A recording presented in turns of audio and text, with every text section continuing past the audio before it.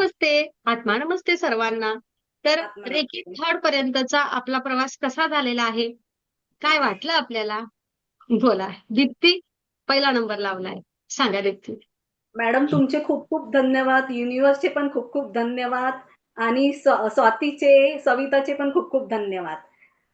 मी तुम्हाला मेसेज टाकलेला ना, सोसायटीमध्ये आम्ही पर्चेसर आहे आणि आम्हाला ते कोर्ट कचेरी पासून सगळं हे फिरवत होते. म्हाडामध्ये आम्ही केस जिंकलो, कोर्टामध्ये जिंकलो, पोलीस स्टेशन पासून आम्ही सगळे जिंकलो, तरी आम्हाला ते सभासद करून घेत नव्हते. इव्हन म्हणजे त्या म्हाडाच्या अधिकाऱ्याला पण त्यांनी पार्टी म्हणून हे केलेलं आणि माझ्यावर तर पर्सनल हे केस टाकलेली, की हे म्हणून, की सभासद करून घेत नाही म्हणून. पण काल मग आम्हाला ते सगळ्यांना 28 मेंबरला सभासद करून घेतलं. आणि दुसरी आनंदाची बातमी म्हणजे माझे मिस्टरांनी आपला सेतू म्हणून गव्हर्नमेंट पोर्टल आहे. तर त्यामध्ये 127 काहीतरी फॉर्म होते. त्यातले 47 जणांची निवड झाली. आणि माझे मिस्टर इंजिनियर आहेत, कॉम्प्युटर इंजिनियर आहेत. त्यांचे मित्रांनी पण भरलेलं, पण माझा नंबर लागला मॅडम. तुमचे युनिव्हर्सचे खूप खूप आभार. खूप छान. खूप सुंदर. खूप खूप अभिनंदन तुमचं दीप्ती. आणि मला सांगा, रेकी थर्ड रेकी रेखील आल्यापासून स्वतःमध्ये काय बदल जाणवतो? ह्या तर बरं खुशखबर आपल्याला ऊर्जेने दिल्याच आहेत. बरोबर ना? येस. पण तरी आतून आतून स्वतःला काय दीप्तीने स्वतःला बदललं आहे या प्रवासामध्ये? आत्मविश्वास खूप वाढलाय हं. आणि थोड्या प्रमाणात शांतता थोडी घेतली. अजून माझी शांतता एवढी झाली नाहीये शांत. कारण का ते वातावरण तसं आहे ना, राजकारणात ते तसं झालं. इथे पुन्हा काय इथे स्वतःची सोसायटीत शारीरिक आणि हो. मानसिक शारीरिक काय व्याधी घेऊन आलो होतो आपण? पोटाचा पण माझा त्रास होता, तो कमी झालाय. पोट हं. पण माझं दुखायचं ते कमी झालंय आणि आत्मविश्वास एवढा वाढलाय ना, मी खूप कॉन्फिडन्सली बोलते आता. बहुत बढिया. खूप हां. सुंदर. खूप छान. खूप आनंदी आनंद धन्यवाद. सर्वीकडे.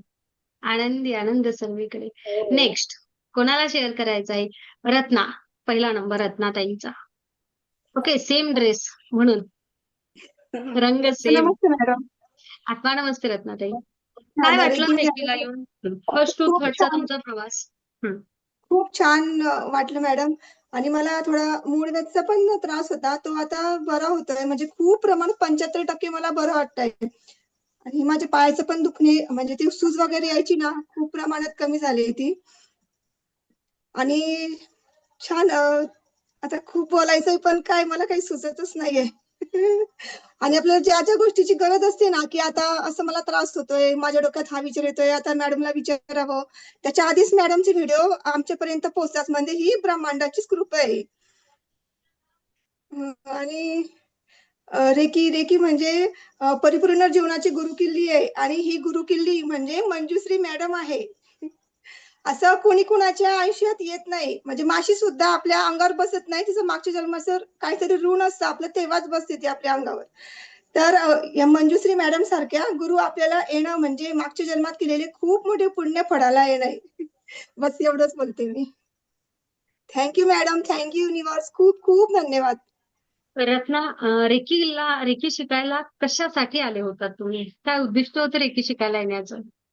मला खरं तर रेकी शिकायची होती. अशी तर प्रॉब्लेम खूप असतातच प्रत्येकाच्या जीवनात असतात. तर मला जास्ती करून मला आध्यात्मिक प्रगती माझी व्हायला पाहिजे याच्यासाठी मी रेकी जॉइन केली होती. आणि होतंय तसं. खूप सुंदर. खूप छान. आतून एक शांतता, समाधान वाटलं तुम्हाला?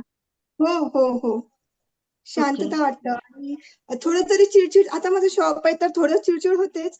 तर मला हं. लगेच आठवतं ना, तिचे 5 नेम आपल्याला माहिती आहे मॅडमनी सांगितले. मग ते लगेच शांतता होते. खूप छान ओके. वाटतं. खूप सुंदर. खूप धन्यवाद. खूप धन्यवाद. नक्कीच रत्नाच्या ना आतमध्ये खूप काही आहे, पण आता ते येऊनच नाही राहिलं बाहेर. एवढी खुशी झाली. असं झालं. तोपर्यंत तृप्तीताई बोलतात. तृप्तीताई. तुमचा परिचय द्या आणि कसा झाला हा प्रवास? काय वाटते तुम्हाला? आणि काय आपण स्वतःला काय एक बदल वाटतो स्वतःमध्ये? शारीरिक, मानसिक अधिक जे काय असेल आत्मा ते? नमस्ते सर्वांना. खरं नमस्ते.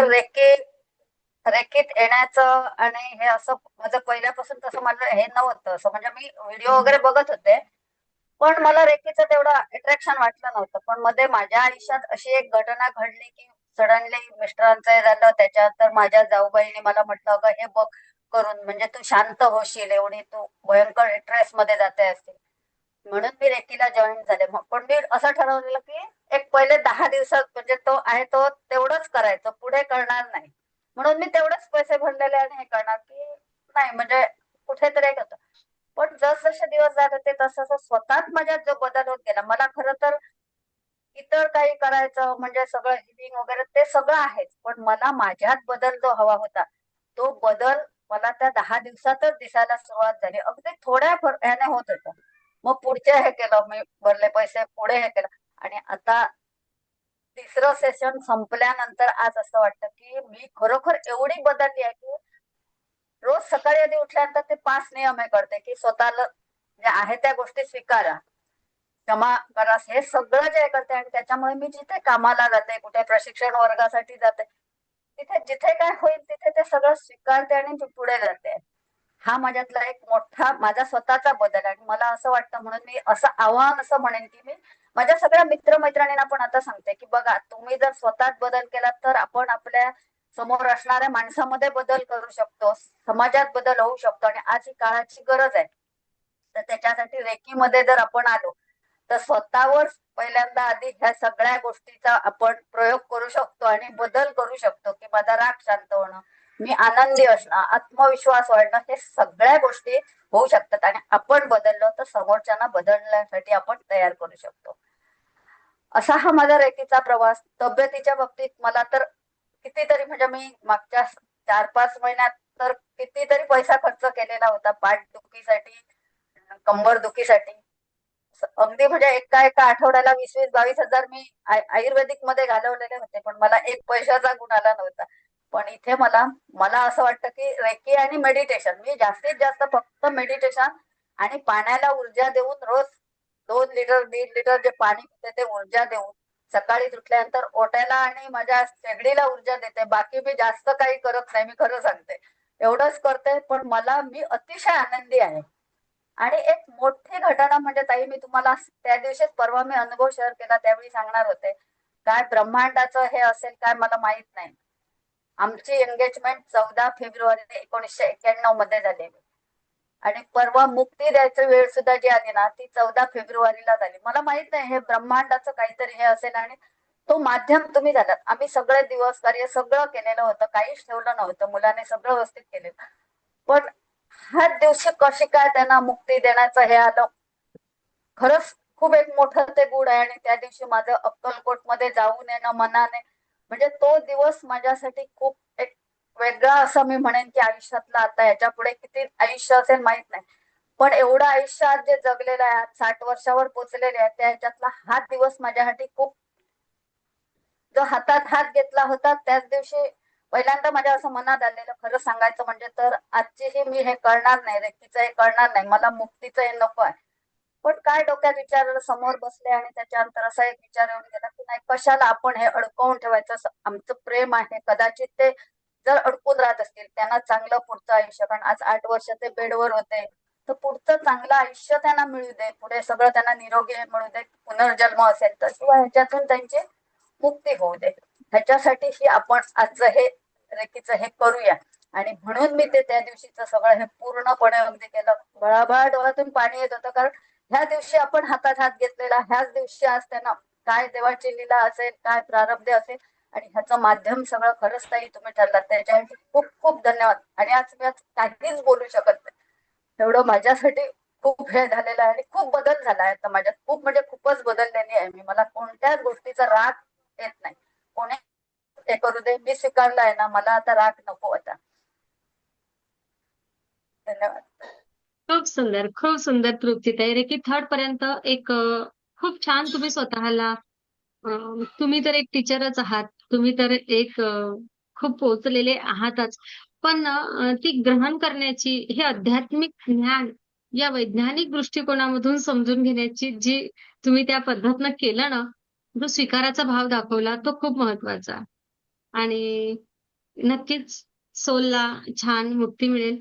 आणि ह्या सगळ्या प्रार्थना, ह्या सगळ्या गोष्टी का करायच्या असतात, भाग का घ्यायचा असतो सगळ्या गोष्टींमध्ये, तर काय माहिती कुठल्या ऊर्जेची कुठं गरज असेल. आज त्यांना प्रकाशाची गरज आहे, तो प्रकाश पोहोचवण्यासाठी आपण माध्यम होऊया.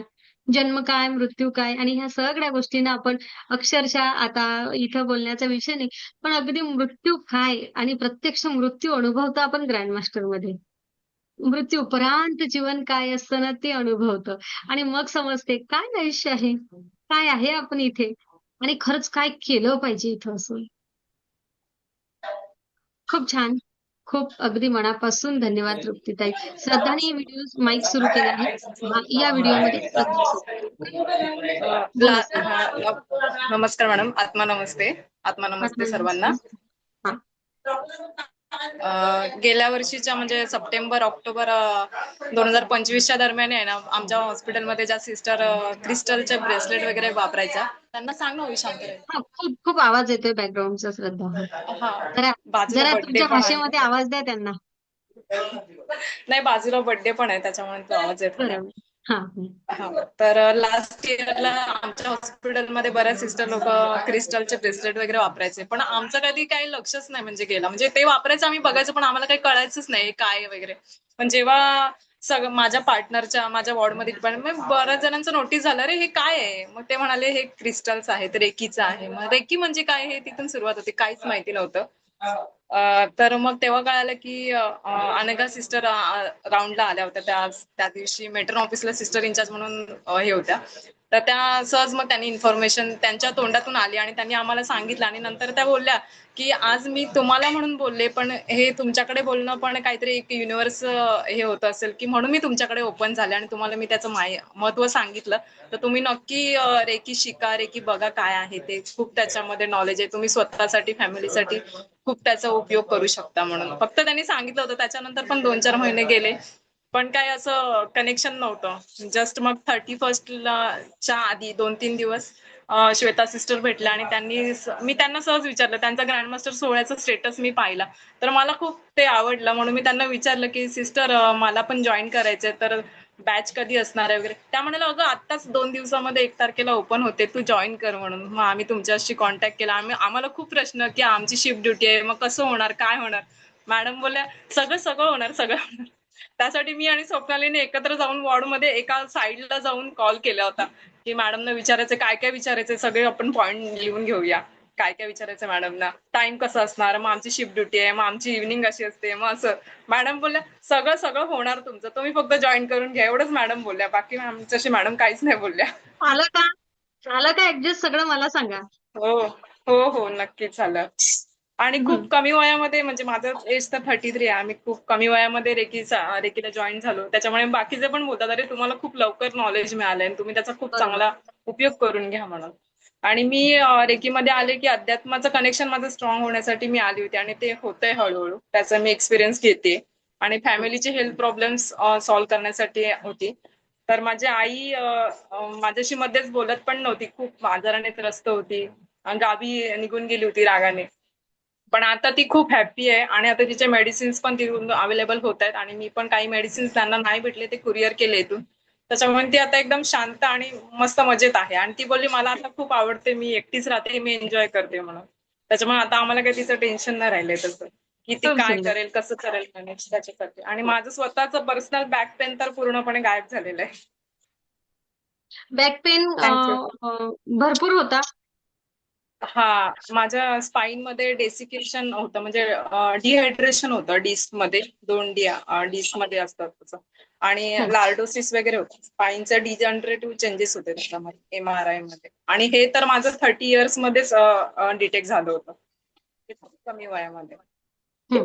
आता 3 वर्ष मी सतत बॅक पेन त्रासामध्ये होती, पण आता माझं पूर्णपणे ते गायब झालेलं आहे रेकीमध्ये इन्व्हॉल्व्ह झाल्यापासून. खूप सुंदर.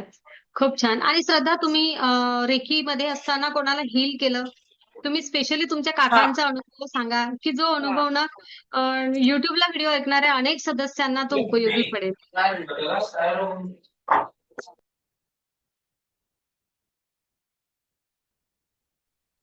मी माझ्या काकांकडे गेली होती.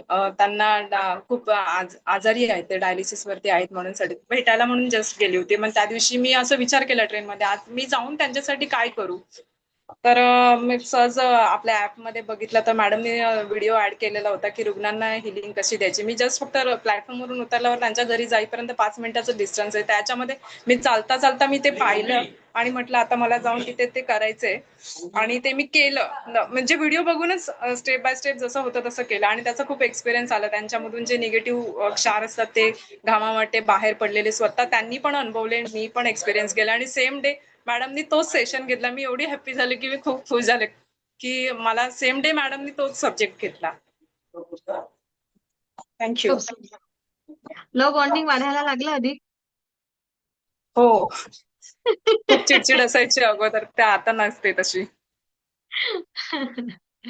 आपल्या लेकरांशी, सासूबाईंच्या लेकरांशी, दोघांशी पण हो बॉन्डिंग आहे ना. हो. जमून घेऊन जाऊया. खूप सुंदर, खूप छान. नक्कीच. तर अशी ही ऊर्जा आणि जेथे डायलिसिसच्या पेशंटला प्रयत्न करूनही घाम येत नसतो, तेथे एका हिलिंगमध्ये त्यांना धर घाम येऊन अंगामधले क्षार निघणं म्हणजे दिव्य ऊर्जा काम करते, दिव्य ऊर्जा मदत करते, दिव्य ऊर्जेचा योग्य वापर करसाल तर सगळ्या गोष्टी आहेतच. खूप सुंदर. श्रद्धा आणि मग श्रद्धाची मैत्रीण हातोहातच बोलवून घेऊया आपण. हो ना? हं. याच व्हिडिओमध्ये मग आपण पुढचा व्हिडिओ वेगळा करणार आहे. तर नक्कीच जसं आता श्रद्धा, तुम्ही आणि स्वप्नाली एक लिहून ठेवलं ना, की काय-काय प्रश्न विचारायचे. अजूनही एवढ्या शिस्तीमध्ये अनघाने मीना दोघी जणी करतील तर फोन सोबतच करतात हां, केव्हाही मला यायचं असेल तर. त्या आणि मला ना बोलल्या, आम्ही मॅडमना कॉल करायचा असेल तर आम्ही दोघे एकत्र करतो, एकत्र बोलतो. मॅडमना टाइम विचारतो आम्ही कधी फोन करू. आमचे फोन वगैरे असतात. येस.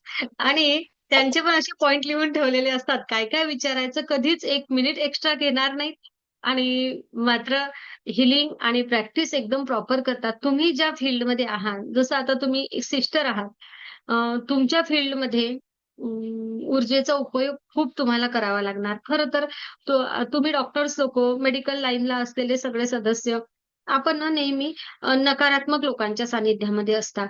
तेथे तुमच्याकडे कोणी असं मस्त हॅपी आलो आहे बाबा, चलो सहजपणे हॉस्पिटलमध्ये आलो आहे भेटायला डॉक्टरांना, असं शक्यतो होतच नाही. आहे ना, दुःख, वेदना घेऊन आलेले लोकं असतात. ह्या सगळ्या परिस्थितीमध्ये आपलं आभामंडळ स्ट्रॉंग ठेवणं खूप गरजेचं असते. कारण त्या नकारात्मक वातावरणामधली नकारात्मकता आपण घेतो आणि ती मग आपल्यामध्ये पुन्हा मग घरी आता आपण रेकीला आल्यानंतर काय झालं आहे, आपलं आभामंडळ आपण स्ट्रॉंग ठेवायला शिकलो आहे. आपण आपला ऑरा स्ट्रॉंग केला आहे. आपला ऑरा स्ट्रॉंग केल्यामुळे, आपली एनर्जी लेव्हल छान वाढवल्यामुळे आपला आभा आहे ना, नकारात्मक गोष्टीसाठी एक स्ट्रॉंग झाला आहे. नकारात्मकता घेत नाही आहे किंवा आल्याही तरी एक सिम्बॉल रेखांकन केलं की ते निघून जाऊ शकतं. आहे ना? तर मग आपण घरी आपलं घर प्रसन्न, आपलं आजूबाजूचं वातावरण प्रसन्न आणि त्यासोबतच ज्या पेशंटच्या सानिध्यामध्ये तुम्ही जाणार ना, त्यांना सुद्धा हळू-हळू जशी तुमची एनर्जी वाढेल ना, तसं ना ते रुग्ण तुमच्या सानिध्यात आले, की त्यांना असं वाटेल, की या सिस्टरकडे ना काहीतरी आहे. तुम्ही माझी ट्रीटमेंट करा किंवा त्यांचा तुमच्या ट्रीटमेंटला मिळत असलेला प्रतिसाद पॉझिटिव्ह मिळेल. कारण तुमच्याकडे पॉझिटिव्ह एनर्जी आहे. येतं? येतील तुम्हाला हे अनुभव. भरपूर घेणार आहात तुम्ही. खूप सांगणार आहात तुम्ही पुढे बघा. रोज नवीन अनुभव, पावली ऊर्जा मदत करते. काही वस्तू दुरुस्त करणे काय असू देत, ट्रेनमध्ये तुम्हाला जागा मिळणे काय असू दे, तुम्ही जे मागणार ब्रह्मांडाला ते तुम्हाला मिळणार. स्वप्नाली. मॅडम माझ्या गडबड आहे त्यामुळे मला नीट सांगता येणार नाही आता. मग तर नंतर मुलगी बोला. बाजूला खूप गोंधळ नाही, नंतर घालते. बोला मग. नंतर हा बोला. हा ओके? मॅडम. हां. हा दुसऱ्याला संधी देऊया मग आपण. शांततेत बोलणारे सदस्य. एका उषाताईंनी माईक सुरू केला होता. बरोबर ना? कोणत्या उषाताईंनी केला होता? मगा एक माईक सुरू होता. कवितानी केला. ओके. कविताने नंबर लावला. बोला कविता. हा मॅडम, आत्मा नमस्ते. आठवण बसते. मॅडम मी पहिल्यापासून माझ्या पित्ताशयात खडे आहेत. बर. पण तुम्ही मला कधी सांगितलंच नाही. सांगितलंय मॅडम, बर. हां. सांगितलंय. सांगितलं बोलले, पण मी अगोदरपासून हिलिंग घेत होते. मी दुसरीकडून हिलिंग घेत होते, तर तिथे मला बरं वाटलेलं थोडंसं. मग नंतर मी असे शोधत होते, मला मी कसं करेल. तर तुमचा व्हिडिओ मला मिळाला आणि तेव्हापासून लगेचच जॉईन झाले. मग मला 1 तारखेलाच मिळाला आणि 1 तारखेलाच जॉईन झाले मी. आणि तेव्हापासून अजून अनुभव चांगले, म्हणजे माझी तब्येत आता ठीक आहे, पोट वगैरे दुखत नाही. पाठ दुखायची म्हणजे मला खूप चांगला अनुभव आला. थोडीशी रेंज कमी पडते का कविता? हा, बोला. थोडी रेंज कमी पडते आहे. कविता, मी कमी परत करते तुमच्याकडे मॅडम, येते. म्हणून हा, बोला बोला. हा. म्हणजे मला तेव्हा पाठदुखी असायची, पोटदुखी, हे सगळे खूप प्रॉब्लेम होते. आता म्हणजे नाहीच आहेत आणि आता उपचार म्हणजे नेहमी चालू ठेवल्यावरती निघून जाईल याची विश्वास आहे एवढा. ओके. रेकी शिकले. किती MM चा खडा आहे पित्ताशयामध्ये कविता? बरेच आहेत आणि मोठा एक 16 mm चा आहे. फक्त ना? फक्त 16 MM हो, चा ना? 16. बिनधोक राहा. पूर्ण तुमच्या स्टोनचं पाणी होऊन जाणार. बिनधोक राहा. ओके. कारण यापेक्षाही मोठमोठ्या पित्ताशयामधील खड्यांचं मेडिटेशनमुळे पूर्णपणे ते नष्ट झालेले आहेत. आणि मागे जा, मागे जा, मागे जा. आपले जुने व्हिडिओ बघा, तुम्हाला नक्कीच सापडतील. ओके. मग त्यांना जर फरक पडू शकतो, तर कविता आता फक्त पोट दुखणं थांबलेलं आहे. ते खडे सुद्धा एका लेवलला पूर्ण निघून जातील. फक्त मेडिटेशन तर नेहमीच सुरू ठेवायचंच आहे. त्याबरोबर इतरांसाठी सुद्धा सांगते. का होतात ही पित्ताशयामध्ये खडे? राग, राग, राग, राग. हा राग पित्ताशयामध्ये खडे निर्माण करणारा आहे. बस फक्त माफ करा, माफ करा, माफ करा आणि उत्कृष्टात उत्कृष्ट रिझल्ट घ्या. ठीक आहे कविता? हो हो मॅडम. हा. ओके. खूप थँक्यू सुंदर. मॅम. खूप छान. खूप छान. आनंदी आनंद सर्वीकडे. खूप धन्यवाद सगळ्यांना. खूप खूप धन्यवाद.